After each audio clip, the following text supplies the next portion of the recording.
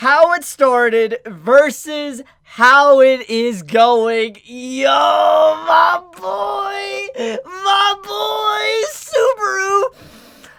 Oh my goodness, this episode, like, I just got done watching the episode. I legit was in tears. Like, I was in tears. Like, at first, it was sad tears, and then it went into kind of mellow tears, and then it went into just full-on happy tears at the end of the episode. Like, yo, this episode of ReZero is basically peak ReZero.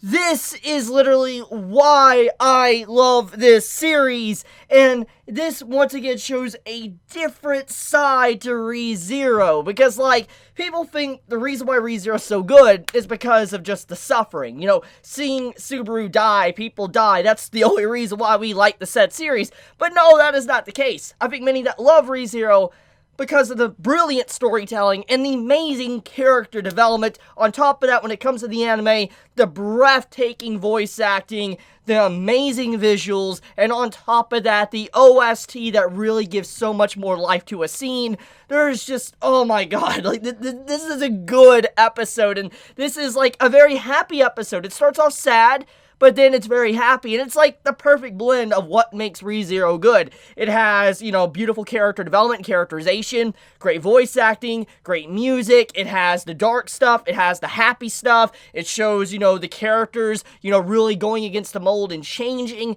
It has everything that really made this series what it is today, why so many love ReZero, such as myself. Fantastic. Hands down. Like, I'm gonna say it.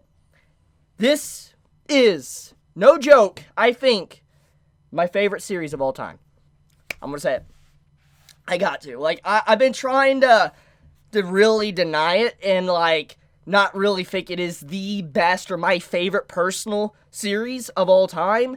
But the more and more I have read of the web novel, peeked the light novel, the extra stories, watched the anime, and then analyzed the content, talked about it with all of you on social media and on YouTube, my love for this series has grown exponentially, and I can't deny it no longer. ReZero is, I think, my favorite series of all time. Well, I don't think, I know. Like, the enjoyment it brings me is at the same level as the Chimera Ant arc of Hunter x Hunter, and if you've been around for a while, you know how much I love that arc of Hunter x Hunter.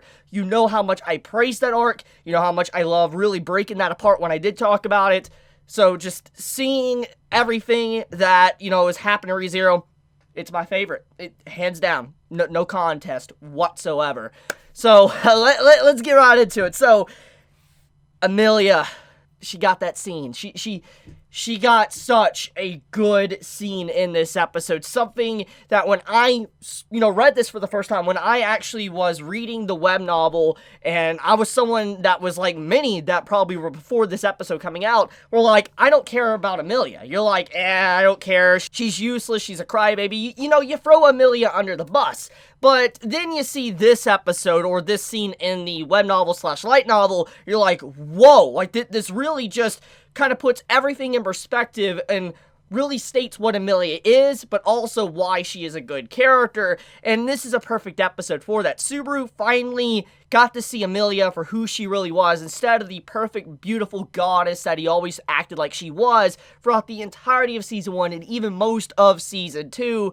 This is a great episode to show just Emilia's character for who she really is and where she's going to go and how she's going to develop from this very point. This is basically her start from zero, the equivalent of Subaru's start from zero he had at the end of Season 1 when Rem confronted him and is like, look, you know, start from zero, you could be a better person, you could be my hero. That's kind of the equivalent here almost. Basically, Emilia really getting a fresh start and becoming someone that is much better than she was. She will face her problems and be able to be, you know, the proper person to be able to take the throne and be someone that rules over the kingdom. Let's actually get into the nitty-gritty of it. So, one of the big details that I think that needs to be stated is Emilia running away into the tomb, you know, the witch's tomb.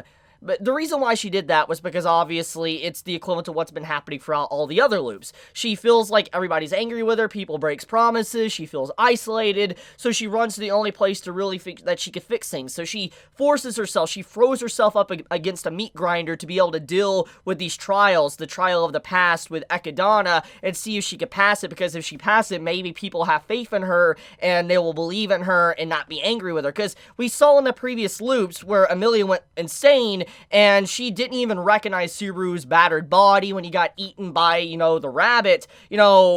She didn't even recognize it, but she was constantly saying, oh, I thought you left me, I thought you're angry with me because, how useless I am. She was basically stating that over and over, and we kind of get to see a little bit more of that in this episode before she actually legitimately goes over the deep end and goes crazy. And Subaru confronts her and tries to talk to her about everything, about how he wants to be her legs, but on top of that, how she could stand on her own and actually be someone that is stronger than she is, and he believes that she is stronger. It's a great scene, honestly, because Emilia had to confront her problems. She had to confront her awful side, and she is aware of her awful side. That is definitely something that she has definitely stated to us many times throughout Season 2, and even parts of Season 1. She doesn't feel like she's worthy of Subaru. She doesn't feel like she is worthy of Subaru constantly risking his life and putting himself in harm's way and potentially almost dying, because from her perspective, this Emilia of this loop, she has never seen Subaru die. We have, obviously, but she hasn't, and she's constantly seen this man throw himself up against impossible odds where he legitimately should die, but he doesn't, and she worries about him, and she's like, why are you doing this? Why are you doing this for me? Like, it doesn't make sense. Like, I didn't ask you to do this. I don't want you to do this. I don't want you to die for my sake. And she pleads with Subaru throughout the most of Season 1, honestly. You see it a lot in Season 1 where she talks to Subaru about the very conversation she had within this episode and the whole confrontation and the argument they had within this episode. Emilia's like, look, I don't want you to throw yourself out there and just die for me. I don't want that. Like, I never asked you to do it. But then Subaru does a counter argument. It's like, the reason why I'm doing it is not because you asked. I'm selfish and I love you. Like, I love you. I want to protect you. I want you to be happy. I want you to be able to have a future, a life. And we understand Subaru's reasons, but this episode wanted to give more clarification to Emilia. She sees someone that she doesn't really know too well. Like, she knows now, but she recently met, and she is wondering, like, why is this man just going so far to save my life and do things when no normal person would ever go to this extent to save someone? She's constantly questioning why.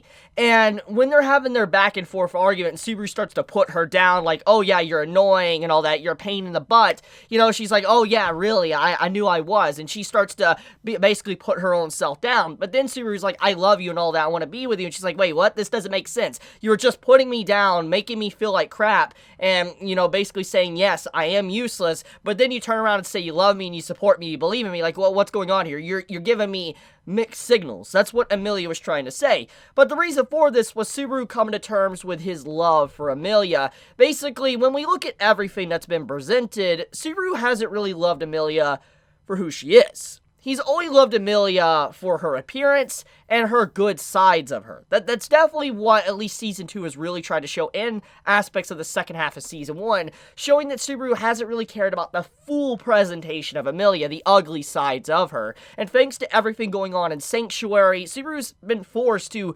confront the evil and ugly side or bad side of Emilia, not the good parts that he's constantly seeing. And so he has to come to terms, does he still love her, or, does he not want to be with her anymore? And obviously he made his decision. He loves her, and he loves her even for all her flaws and imperfections. He loves her for who she is. He doesn't no longer look at her as this pretty princess goddess that's perfect. He views her as an actual person. That's a very big step in Subaru's relationship with Emilia. He's no longer putting her on a high pedestal like she is a god. So that right there, great development for Subaru, but also for Emilia, kind of venting her frustration and having someone, regardless of how she feels about herself, basically believing in her and saying, look, you can do this. Once again, Subaru is the equivalent of Rim in this situation. Subaru is helping Emilia get back up on her feet, walk forward, and better her life and face her past, whatever it may be. She will find her answer in there to be able to walk forward in life. So yeah, Great scene. And then to top it all off, the kiss as well. Oh my god, like, the kiss scene. I've been waiting for that. Like, I've been waiting for that because it's like, it's so nice to see that development between Subaru and Emilia, because, like, these type of series don't usually have that. Like, ReZero isn't a normal series by any means, but typically you don't have that romantic development. It's cast aside, pushed down, you have fan service, and eventually when the series is about to wrap up, then you have the romantic development going on with the characters. But you can clearly see that the writer of the set story of ReZero is really wanting to build up the romantic feelings between Emilia and Subaru, because that's the point. Subaru's doing all of this for her because he loves her. He cares about her. And seeing him actually, like, confront Emilia's like, look, if you don't believe in me, you don't want to believe me, I'll give you a reason to believe in me because of how strong my love is for you. I may make promises, I may have hurt you in the past and made you very upset, but I love you so much. And when he kisses her, it's basically him stating, like, look, you know, I'm not perfect either, but I'm doing all of this because of how much I care for you, and there's nothing in this world that's ever going to change that. No matter what, no matter how ugly you get or how awful of a person you are, nothing will ever actually change that whatsoever. It's a very great moment for Emilia and Subaru's character to really finally get on common ground and discuss their feelings for each other. It's kind of like a continuation of the argument Subaru and Emilia had a while back around the halfway point of Season 1. He was very prideful. He was, you know, disgusting when he made a fool of himself in front of Emilia, in front of everybody that was the royal candidates. You know, he didn't look too good at all. And so when you see this, you know, episode, that's a continuation of it, basically, the conversation Emilia and him had, but this time it wasn't one-sided. You know, Subaru's like, oh, you should love me, oh, you should respect me, etc. You know, Emilia counter-arguments and tries to talk with him about it. There's so much good here, and especially with, you know, what Subaru said. He's like, yeah, you know, I've suffered a lot, I've done a lot of things to be able to be here and stand before you right now, and, you know, I really do want you to know how much I love you. I do all this because I love you. I wouldn't be able to do what I do right now and put up with everything that's happened since I've arrived in this world if it wasn't for me actually loving you as much as I do. Just, yeah, it's breathtaking storytelling. Like, you really can't beat ReZero's great writing and all of that. It really just shows. Like, the content is, it's so amazing. So, let's get into some more symbolic stuff that happened with that scene. So, you all remember the opening song of Season 2, Realize. I know we only got it a few times, but I think everybody has probably watched the opening and probably enjoys it. It's really good. I discussed it with a full-on video, basically breaking it down of why the opening was good, and I do need to redo a video on it to really break down more stuff that's kind of been revealed, because not everything that was in the Realize opening actually has been revealed yet for this season. I'm just FYI there. There's a lot of Easter eggs that are still hidden away in that opening song.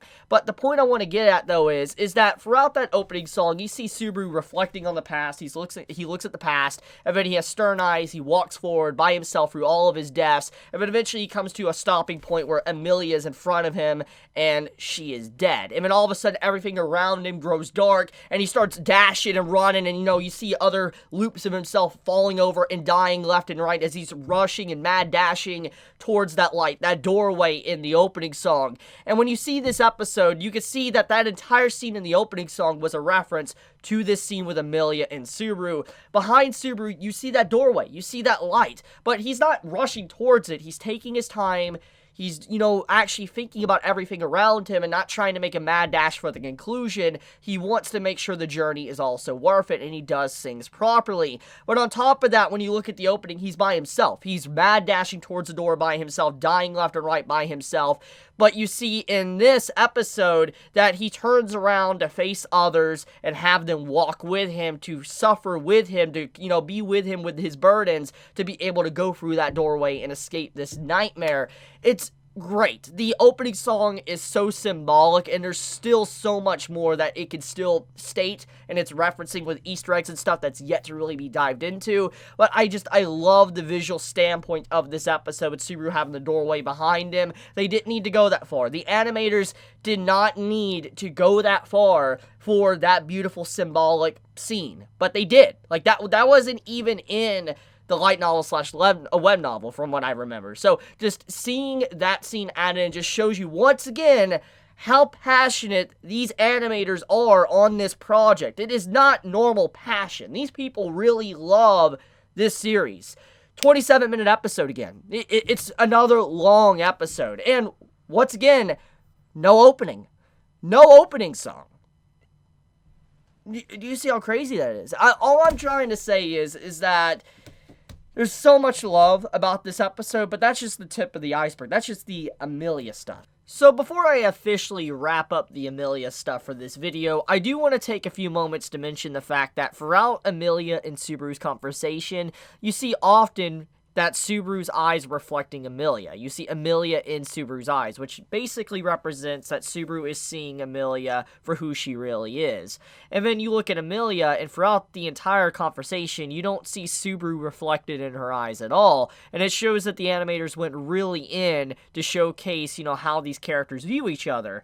But then in the final moments of the episode, when Emilia closes her eyes and opens her eyes back up again before the ending song, you see that it reflects Subaru, which represents she now sees Subaru for who he really is and believes in him. So it's very symbolic, and I do love that brief little nod to just a reflection in the eyes. Something like that also didn't need to be put in, but they did anyways, just to go the extra mile to add in more passion for this series. So let's talk about Oto, because I want to talk about him. Oto. As I said in my previous episode review, I've been waiting to talk about Oto.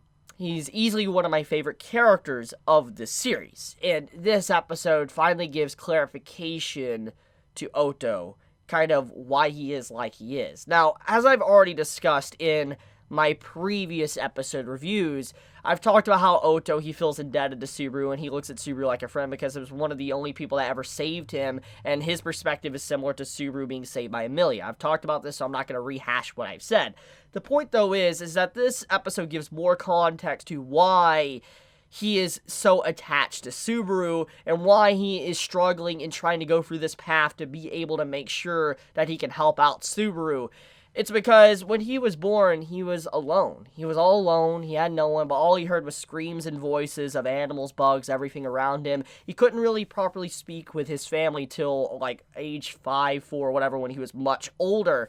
And when he finally was able to speak with them, eventually he learned he could talk to animals. But then he was told that this divine protection was dangerous, in that if he was to reveal it to people around him, they would probably misuse him, or he would be looked at as a freak. And eventually, he was looked at as a freak. He was looked at someone that was disgusting, someone that was talking to bugs that could, bring weird things to the town. So he was always someone that was cast aside and not really noticed whatsoever. People did not like him at all. He didn't really have anything to fall back on.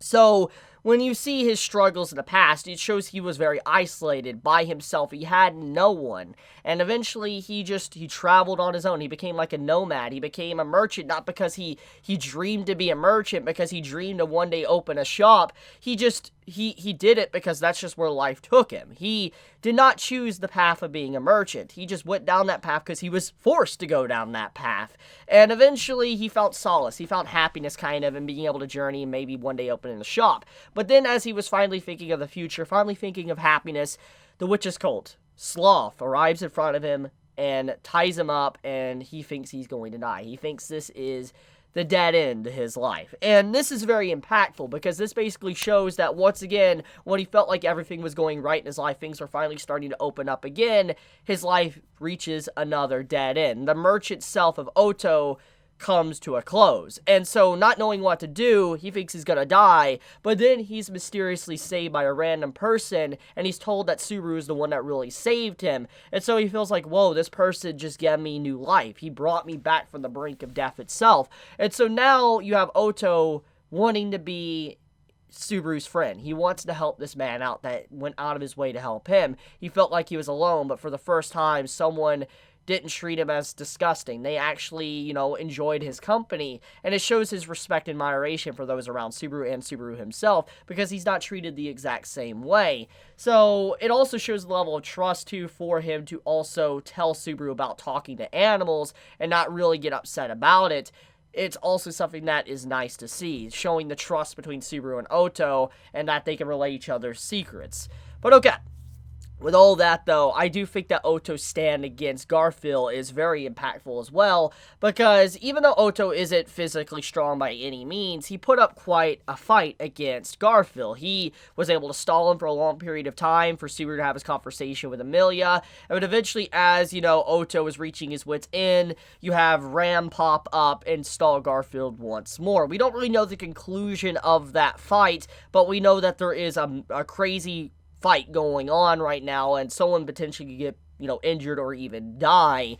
And in this case, it really shows how strong Ram is, and I think many might have forgotten as well how strong Ram is because of just everything that her personality gives off. For instance, she always looks like she's lazy, which she is lazy, but at the same time, we gotta remember her origin point to why she is lazy and kind of how strong she was in the past. Remember, when she used to have her horn before she lost it, she was a prodigy. She was someone that was the strongest Ani in existence. She actually was greater than anyone, and because of that, she was destined for great things. But then she lost her horn. So we always probably thought she was relatively weak, but when you see her actually in a fist fight against Garfield, it's like, whoa, this is a reminder that she is incredibly strong, and because she lost her horn is why she is like she is right now. But if she had her horn, she'd probably be able to easily stomp someone like Garfield down without any worry whatsoever. It's because of her losing her horn is why she can't do anything whatsoever. She no longer has the peak level of her strength that she once had.